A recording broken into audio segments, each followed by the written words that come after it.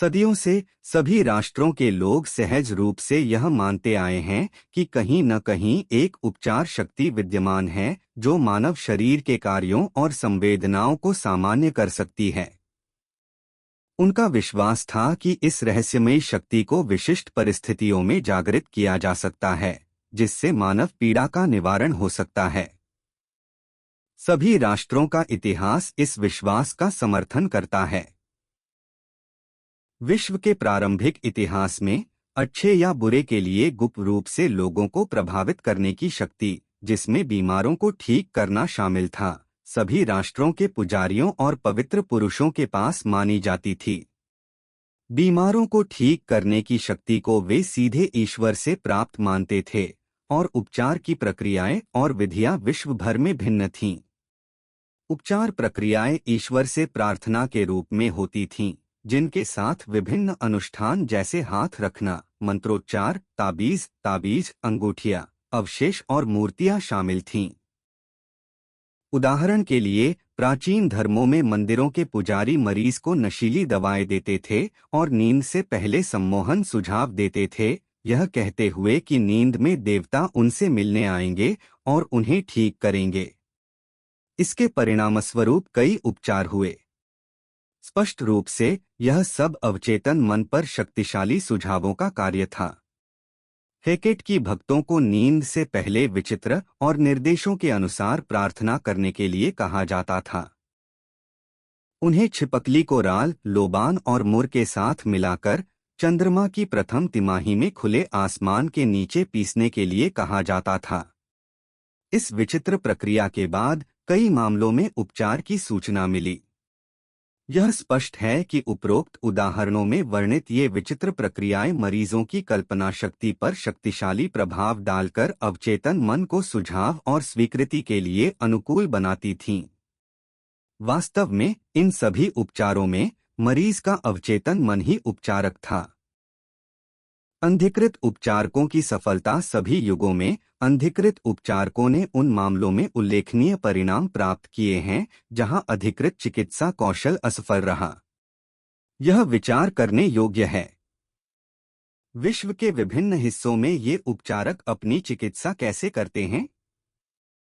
इसका उत्तर है बीमार व्यक्ति का अंधविश्वास, जिसने उसके अवचेतन मन में निहित उपचार शक्ति को मुक्त किया।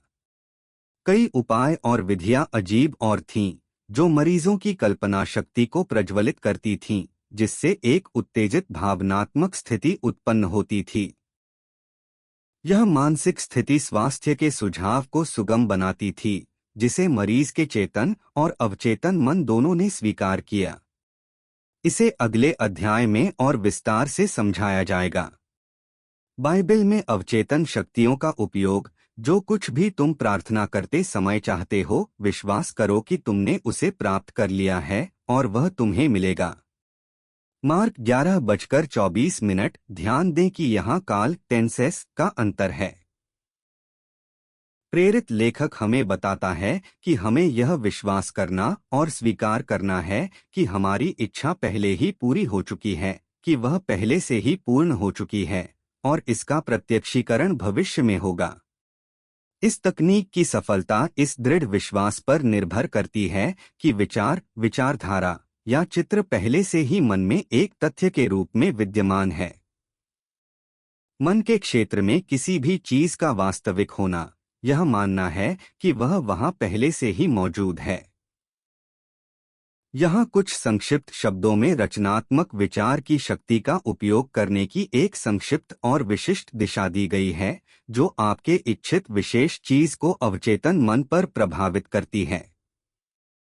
आपका विचार, विचारधारा, योजना या उद्देश्य अपने स्तर पर उतना ही वास्तविक है जितना आपका हाथ या हृदय।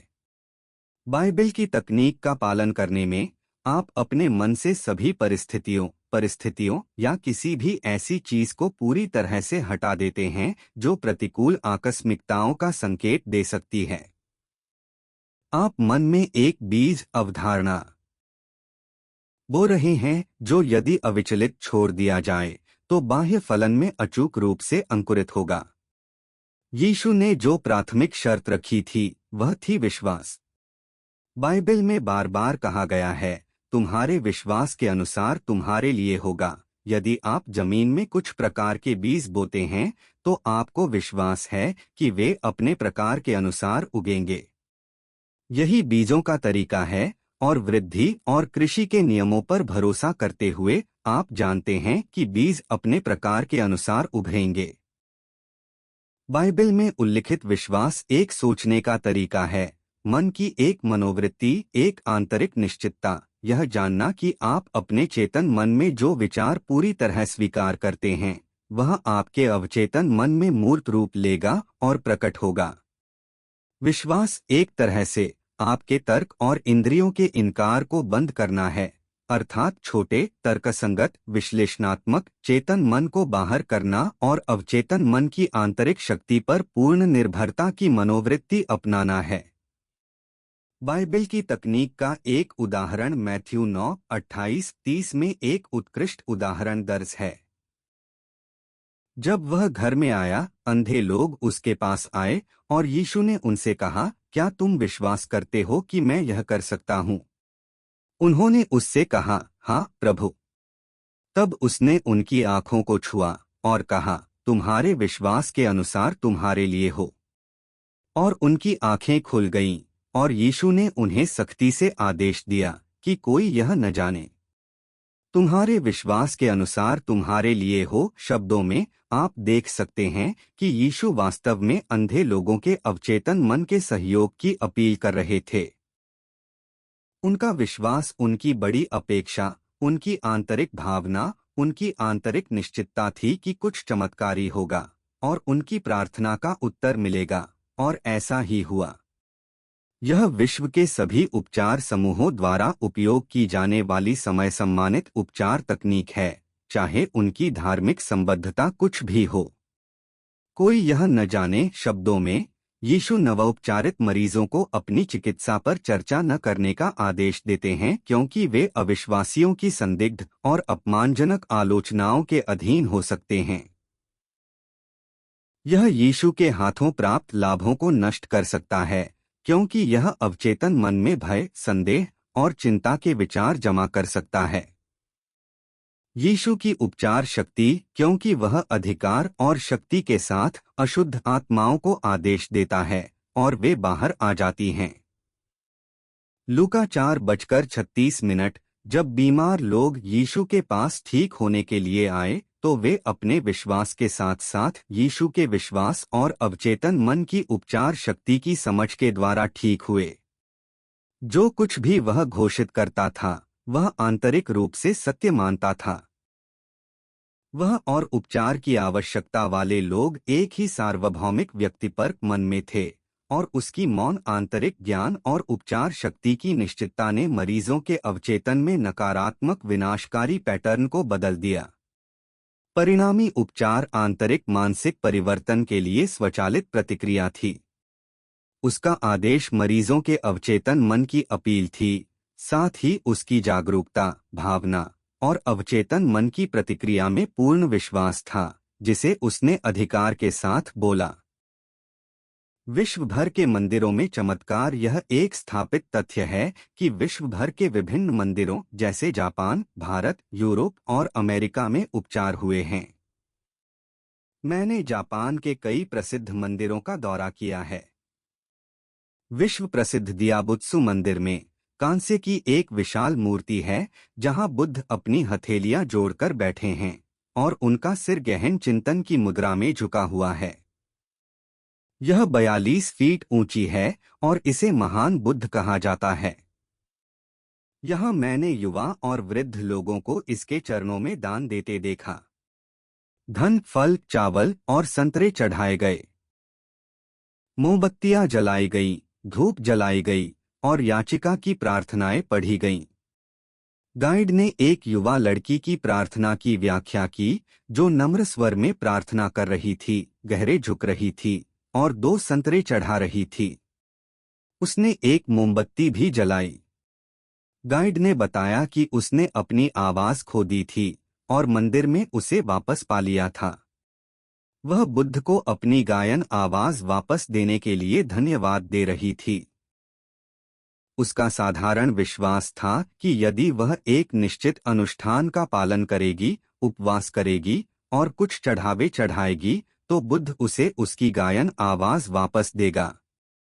इस सब ने विश्वास और अपेक्षा को प्रज्वलित करने में मदद की, जिसके परिणामस्वरूप उसके मन की स्थिति विश्वास के बिंदु तक थी। उसका अवचेतन मन उसके विश्वास का जवाब देता था। कल्पना शक्ति और अंधविश्वास की शक्ति। कल्पना शक्ति और अंधविश्वास की शक्ति को और स्पष्ट करने के लिए मैं अपने एक रिश्तेदार की कहानी बताऊंगा, जिसे तपेदिक था। उसके फेफड़े बुरी तरह क्षतिग्रस्त थे। उसके बेटे ने अपने पिता को ठीक करने का फैसला किया। वह पर्थ, पश्चिमी ऑस्ट्रेलिया, जहां उसका पिता रहता था, घर आया और उससे कहा कि उसकी मुलाकात एक साधु से हुई थी जो यूरोप के एक उपचार मंदिर से लौटा था। इस साधु ने उसे सच्चे क्रॉस का एक टुकड़ा बेचा। उसने कहा कि उसने साधु को इसके लिए $500 के बराबर राशि दी थी। वास्तव में इस युवक ने फुटपाथ से लकड़ी का एक टुकड़ा उठाया था, उसे जौहरी के पास ले गया और उसे एक अंगूठी में जड़वाया ताकि वह वास्तविक दिखे। उसने अपने पिता को बताया कि कई लोग केवल अंगूठी या क्रॉस को छूकर ठीक हो गए थे। उसने अपने पिता की कल्पना शक्ति को इस हद तक उत्तेजित और प्रज्वलित किया कि बूढ़े सज्जन ने उससे अंगूठी छीन ली, उसे अपनी छाती पर रखा, चुपके से प्रार्थना की और सो गया। सुबह वह ठीक हो गया था। क्लिनिक के सभी परीक्षण नकारात्मक आए। आप जानते हैं, निश्चित रूप से यह फुटपाथ से लकड़ी का टुकड़ा नहीं था जिसने उसे ठीक किया। यह उसकी कल्पना शक्ति थी, जो तीव्र डिग्री तक उत्तेजित थी, साथ ही पूर्ण उपचार की आत्मविश्वासपूर्ण अपेक्षा थी। कल्पना शक्ति विश्वास या व्यक्तिपरक भावना के साथ जुड़ी थी और दोनों के मिलन ने उपचार किया। पिता को कभी नहीं पता कि उसके साथ छल किया गया था। यदि उसे पता चलता तो शायद उसे फिर से बीमारी हो जाती। वह पूरी तरह ठीक रहा और 89 वर्ष की आयु में 15 साल बाद निधन हो गया। एक सार्वभौमिक उपचार सिद्धांत। यह एक सर्वविदित तथ्य है कि विभिन्न उपचार स्कूल सबसे अद्भुत चरित्र के उपचार प्रभावित करते हैं। सबसे स्पष्ट निष्कर्ष जो आपके दिमाग में आता है वह यह है कि इन सभी में कुछ अंतर्निहित सिद्धांत होना चाहिए जो सभी के लिए समान है, अर्थात अवचेतन मन और उपचार की एक प्रक्रिया विश्वास है। अब आपके दिमाग में एक बार फिर निम्नलिखित मूलभूत सत्यों को याद करना उचित होगा। पहला, आपके पास मानसिक कार्य हैं, जिन्हें एक को चेतन मन और दूसरे को अवचेतन मन के रूप में नामित करके अलग किया गया है। दूसरा, आपका अवचेतन मन लगातार सुझाव की शक्ति के लिए ग्रहणशील है। इसके अलावा आपका अवचेतन मन आपके शरीर के कार्यों, परिस्थितियों और संवेदनाओं पर पूर्ण नियंत्रण रखता है। मुझे विश्वास है कि इस पुस्तक के सभी पाठक इस तथ्य से परिचित हैं कि सम्मोहन अवस्था में लगभग किसी भी बीमारी के लक्षण सुझाव द्वारा प्रेरित किए जा सकते हैं। उदाहरण के लिए, सम्मोहन अवस्था में एक व्यक्ति में उच्च तापमान, चेहरा लाल होना या ठंड लगना सुझाव की प्रकृति के अनुसार विकसित हो सकता है। प्रयोग द्वारा आप व्यक्ति को सुझाव दे सकते हैं कि वह लकवाग्रस्त है और चल नहीं सकता, ऐसा ही होगा। उदाहरण के लिए, आप सम्मोहन व्यक्ति के सामने ठंडे पानी का एक कप रख सकते हैं और कह सकते हैं, यह काली मिर्च से भरा है, इसे सूंघो, वह छींकने लगेगा। आपको क्या लगता है कि उसे छींकने का कारण क्या था, पानी या सुझाव? यदि कोई व्यक्ति कहता है कि उसे टिमोथी घास से एलर्जी है, तो आप सम्मोहन अवस्था में उसके सामने एक कृत्रिम फूल या एक खाली गिलास रख सकते हैं और कह सकते हैं कि यह टिमोथी घास है। वह सामान्य एलर्जी लक्षण प्रदर्शित करेगा। यह दर्शाता है कि बीमारी का कारण मन में है। बीमारी का उपचार भी मानसिक रूप से हो सकता है। आप जानते हैं कि ओस्टियोपैथी, कायरोप्रैक्टिक चिकित्सा और प्राकृतिक चिकित्सा के माध्यम से उल्लेखनीय उपचार होते हैं, साथ ही विश्व भर के सभी धार्मिक निकायों के माध्यम से, लेकिन यह स्पष्ट है कि ये सभी उपचार अवचेतन मन के माध्यम से होते हैं, जो एकमात्र उपचारक है। ध्यान दें कि यह आपके चेहरे पर शेविंग के कारण हुए कट को कैसे ठीक करता है। यह ठीक करने का तरीका बिल्कुल जानता है। डॉक्टर घाव को ड्रेस करता है और कहता है, प्रकृति इसे ठीक करती है। प्रकृति का अर्थ है प्राकृतिक नियम, अवचेतन मन का नियम या आत्म संरक्षण, जो अवचेतन मन का कार्य है। आत्मसंरक्षण की प्रवृत्ति प्रकृति का पहला नियम है। आपकी सबसे मजबूत प्रवृत्ति सबसे शक्तिशाली स्वतः सुझाव है। विभिन्न सिद्धांत विभिन्न धार्मिक संप्रदायों और प्रार्थना चिकित्सा समूहों द्वारा प्रस्तावित असंख्य सिद्धांतों पर विस्तार से चर्चा करना कठिन और अनुपयोगी होगा। कई लोग दावा करते हैं कि क्योंकि उनके सिद्धांत परिणाम देते हैं, इसलिए यह सही है। जैसा कि इस अध्याय में समझाया गया है, यह सत्य नहीं हो सकता। आप जानते हैं कि सभी प्रकार के उपचार हैं। फ्रांज एंटोन मेस्मर, एक ऑस्ट्रियाई चिकित्सक, 1734 से 1815, जिन्होंने पेरिस में अभ्यास किया, ने पाया कि रोगग्रस्त शरीर पर चुंबक लगाने से वह रोग चमत्कारिक रूप से ठीक हो सकता था। उन्होंने विभिन्न कांच और धातुओं के टुकड़ों के साथ भी उपचार किए। उन्होंने इस प्रकार के उपचार को बंद कर दिया और दावा किया कि उनके उपचार पशु चुंबकत्व के कारण थे, यह सिद्धांत देते हुए कि यह पदार्थ उपचारक से रोगी तक प्रक्षेपित होता था। उनकी उपचार पद्धति तब से सम्मोहन थी, जिसे उनके समय में मेस्मरिज्म कहा जाता था। अन्य चिकित्सकों ने कहा कि उनके सभी उपचार केवल सुझाव के कारण थे और कुछ नहीं।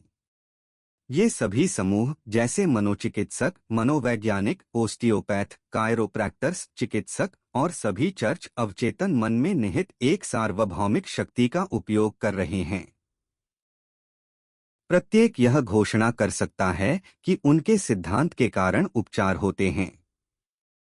सभी उपचार की प्रक्रिया एक निश्चित सकारात्मक मानसिक दृष्टिकोण, एक आंतरिक मनोवृत्ति या सोचने का तरीका है, जिसे विश्वास कहा जाता है।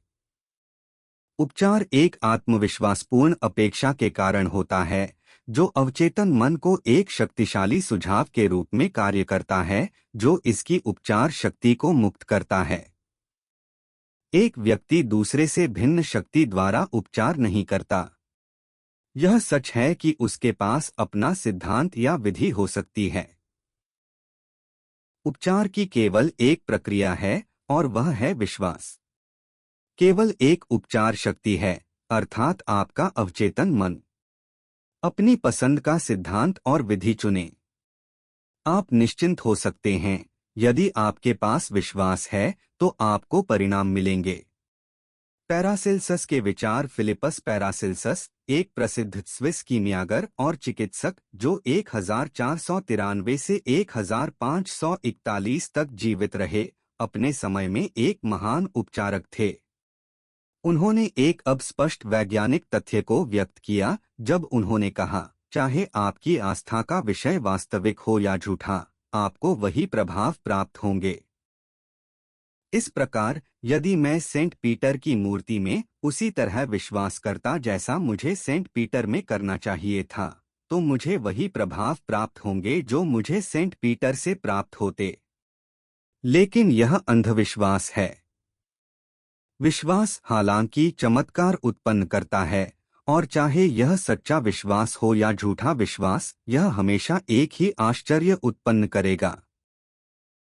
पैरासिल्सस के विचार 16वीं शताब्दी में पिएट्रो पोम्पोनाजी, एक इतालवी दार्शनिक और पैरासिल्सस के समकालीन, द्वारा भी समर्थित थे, जिन्होंने कहा, हम आसानी से उन अद्भुत प्रभावों की कल्पना कर सकते हैं जो आत्मविश्वास और कल्पना शक्ति उत्पन्न कर सकते हैं, खासकर जब दोनों गुण विषयों और प्रभावित करने वाले व्यक्ति के बीच परस्पर संनादित होते हैं। कुछ अवशेषों के प्रभाव से होने वाले उपचार उनकी कल्पना शक्ति और आत्मविश्वास का परिणाम हैं। ठग और दार्शनिक जानते हैं कि यदि किसी कंकाल की हड्डियों को संत की हड्डियों के स्थान पर रखा जाए तो भी बीमार व्यक्ति लाभकारी प्रभाव अनुभव करेंगे, यदि वे विश्वास करते हैं कि वे वास्तविक अवशेष हैं। इसलिए यदि आप संतों की हड्डियों में उपचार करने के लिए विश्वास करते हैं, या यदि आप कुछ जल की उपचार शक्ति में विश्वास करते हैं, तो आपको परिणाम मिलेंगे, क्योंकि आपके अवचेतन मन को दिया गया शक्तिशाली सुझाव इसका उपचार करता है। बर्नहीम के प्रयोग। हिप्पोलिट बर्नहीम फ्रांस के नैन्सी में चिकित्सा के प्रोफेसर 191019 ने यह तथ्य प्रतिपादित किया कि चिकित्सक का रोगी को दिया गया सुझाव अवचेतन मन के माध्यम से कार्य करता है।